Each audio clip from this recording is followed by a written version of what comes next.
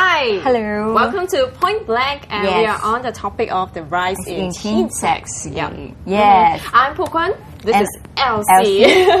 And let's introduce our guest Yep. first. Okay, over here we have, over here first, consulting psychologist from Center for Cognitive Technologies, and he's Mr. Teo Yew Chye. Hello. And also we have Mr. Noel Tan, Program Director of the Sanctuary House.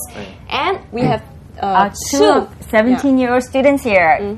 Hi, this is Yong Wei. Gong Wei, Yes. and also we have Zafri. Zafri, and we are going to have like one more guest joining us later, right? Yes, we're running a little bit late. Yeah. So before we get them to share their opinions, let's first have a look at this clip. Yes. All right.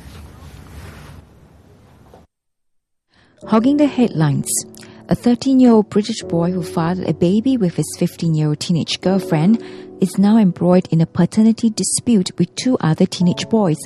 Apparently, the underage mom had multiple sexual partners. And hitting closer to home, Singapore police figures showed a sharp rise in girls below the age of 16 having sex. 310 underage girls were caught in consensual sex last year, a 45% jump compared to the year before. Statutory rape, which involves those below 14, jumped from 57 cases to 63 last year, while carnal connection, which involves girls between the age of 14 and 16 having sex, rose from 159 to 247 cases. Police says this is a worrying trend, but counsellors interviewed said they have noticed rising cases of underage sex as far back as 5 years ago and believe this is just the tip of the iceberg.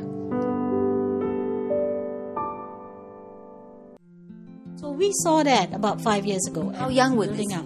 children? We had, at that time, we had a 14-year-old, we had a 15-year-old, we had a 13-year-old who had an abortion. So, and a lot of these abortions at that time when we were seeing, then they're not in any printed data because a lot of these abortions are not informed. Nobody brings it up. Nobody let the authorities know. Once the authorities know or the police are informed, then it becomes data. Then it becomes a stat. It can't be ours. Look at this.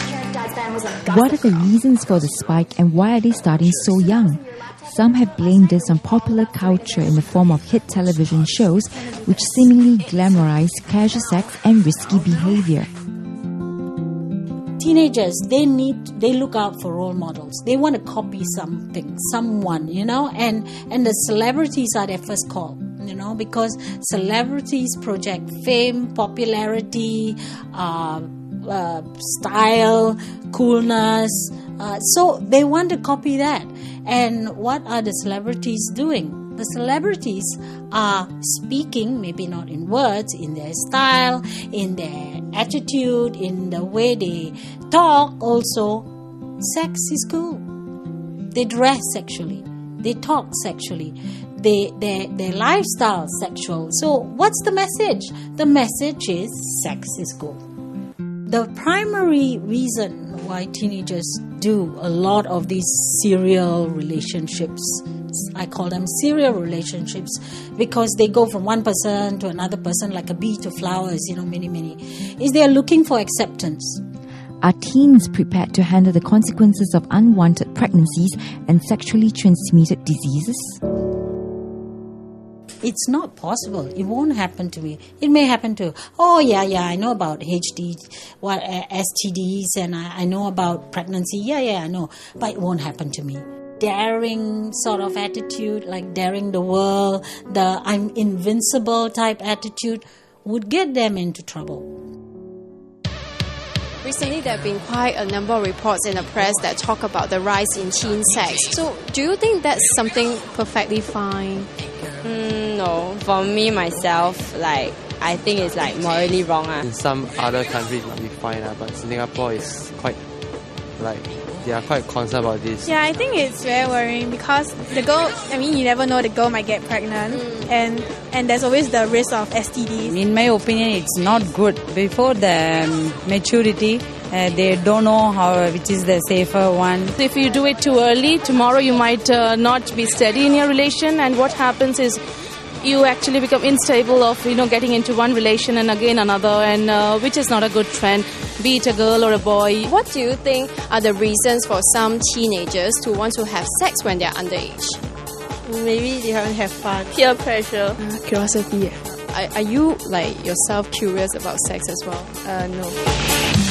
I think some of them come from broken families, like their parents are divorced and things like that, and they look for love in various ways, and I think that's just one of the ways that they find affection from people. They just want to do something to rebel against their parents or go against their parents' will.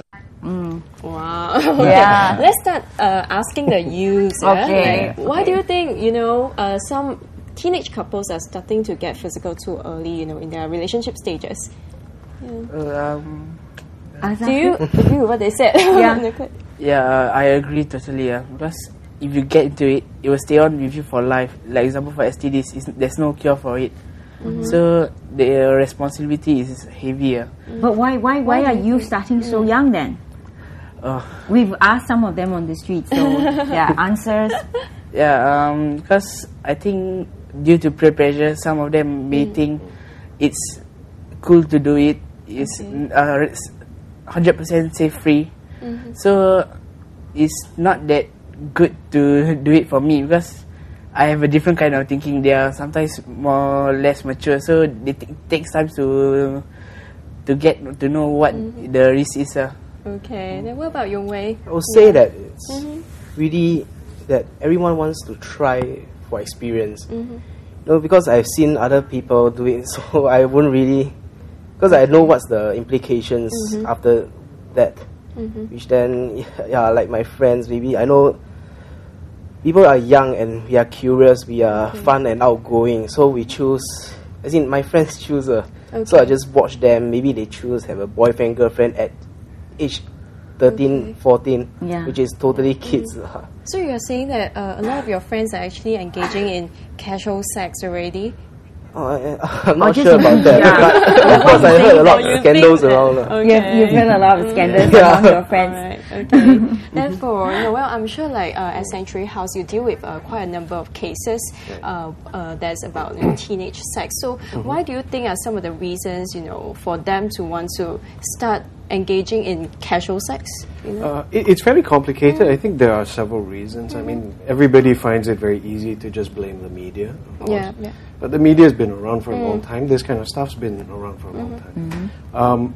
What we see also is really a lack or a drawdown in terms of the parental involvement in a lot of the kids' lives, and that has a big part to play in the freedom that the kids have to actually experiment. And also, here's the thing: a lot of parents, we use the TV as a babysitter, and unfortunately, a lot of risque stuff goes on TV even in the middle of the afternoon. So kids will pick up on that, and they think it's okay because my parents let me watch TV, right? So it's on TV, it must be good, So there are all sorts of other reasons, of course. It could also be about peer pressure. It could be about acceptance. We want to try fun stuff. I mean, I actually agree sex is good. We just need to be responsible about it. Okay, So it's a combination of factors like peer pressure and media portrayal. Well, Mr. Teo? Personally, I mean, being a psychologist, obviously, I'm pretty concerned about the impact of engaging in sex when they are so young, and there are a lot of things that they don't understand at this point in their life. But to tell them not to do it is tough because they'll just ignore it or they do it just behind your back. I think, like what Noel said earlier, actual fact, it's important that parents play a role at an early age. I've got a little girl who's about 13 years old. I spend a lot of time with her, and for example, when I watch the TV, I will sometimes highlight why certain things are wrong, why certain things shouldn't be done, and she understands it, and that's the least I can do as a father. I think more parents should get more engaged in that sense. So the parents should be engaged. But when you're talking about the media, I just want to ask the young people here, is the really media influencing what you think a relationship should be? Or are we just over-exaggerating? I would say it's like movies. So we have couples, romance, and maybe it's because of our horniness. Maybe in a movie there's a bathroom scene, which then there's a hot girl that's coming by. Of course, And we all know that sex sells, and that's why, a lot of these content, keep appearing in the media. Yeah. So it has some effect in a sense. Yeah, I would say that. Yeah. I've actually gone through some academic studies that are done by my professors back in NTU. Yeah. And they said, even though media may not have a direct influence on you, it may affect, your perception of how your peers are like. It's like, okay, if I think my peers are exposed to a lot of these media messages that propagate very liberal views, and probably they are like that. They are sexually active, and therefore I can be like that too. Like kind of like it becomes normalized. Like actually these are the majority of people engaging in casual sex and dating anyway. That's right, so and it's they are normal. teens. Yeah, I think in the past, right, we are talking about how premarital sex, dominate the press. The issue of premarital sex, but now it's moved on to like teen sex and preteen. I'm not sure. Like, have you counseled any cases where it involves really young couples? Well, I mean, last year we had 3 14-year-old moms. 3 14. Which means they gave birth when they were 14, which means they were pregnant when they were 13. We see that. I don't think it's a really sharp spike. What we're probably seeing is that there's much more awareness. A lot of it is therefore getting reported, and more people are seeking assistance. I wouldn't say that there isn't a spike, but it's not as drastic as a lot of people may want to make it out to be. That said, though, there are all sorts of reasons. The predominant reason they made a mistake, they didn't calculate properly. They didn't put on the right equipment, and stuff like that. Didn't use it properly, and the whole thing, and it gets to be a problem. As Dr. Blanchard was saying, the problem is everybody thinks it's not going to happen to me. The confidence. There is that sense of invincibility that it will happen to other people, but it won't happen to me. Yeah, that's right. So, what about Mr. Chiu? Have you counseled anyone? Several years ago, I actually counseled one young lady, and I was quite shocked to find out that she was only about 18, but she started when she was 13. And by the time she was 18, she had about 6 sexual partners, and even 1 sexual orgy. Where there were mass sex. It's very troubling, very shocking, and I don't see how that can be beneficial for a person's self-esteem to be passed around, as an object. But this girl came from a broken home, so it kind of helps you understand her situation a bit. So maybe one of the reasons why is that they are finding ways to seek affection from people around them and come from broken home. That's right. So do you all have experiences or hear of such things from your friends? Yeah, definitely. Most of the students in my school, they usually, like their parents forbid them to do this, they will do it even more. So it's reverse psychology. Yes. Against the parents. So maybe the parents should do what they should do is like, okay, for example, if you want to have a boyfriend girlfriend, there's a limit to something. So that will help, because usually if you go alone, then got curfew or something, they will do it even more. So it's better if we have limits, and the parents should watch over more better. Okay, all right. We actually got to speak to one teenage mom. She became a mom when she was 17. So when we come back during the second segment, we'll show you our interview with them. So have a look.